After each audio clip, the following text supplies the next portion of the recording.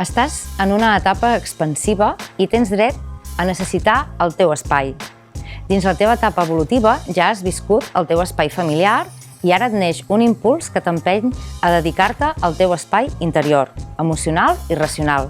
Si et dones compte que el teu espai és petit, et sents trista, hi ha molta ràbia, et sents desplaçada, no t'estàs donant aire, no trobes el teu lloc dins el teu espai relacional, no trobes privacitat ni moments per poder estar amb tu, o no aconsegueixes trobar espais on no fer res, demana ajuda a un adult de confiança i comparteix el que et passa, com et sents, què et preocupa, què et fa sentir trista o sentir-te abatuda, en quins moments t'agradaria gaudir del teu espai.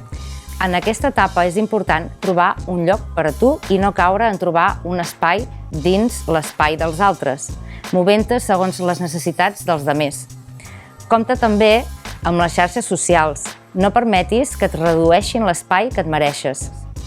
A casa podeu fer un exercici amb un toc d'humor, on cada membre de la família anoti en un full o pissarra, de pas, dins de casa, tots els hauria de que et verbalitzen en una columna i tots els m'agradaria tenir espai per que t'agradaria aconseguir en una altra columna.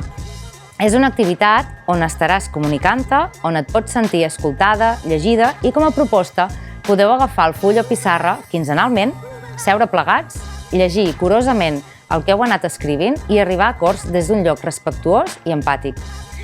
Aviam de què us doneu compte. Quin tamany té ara el teu espai? Encara és petit o ha crescut? Com et fa sentir? Has observat si ha canviat el ritme de la teva respiració?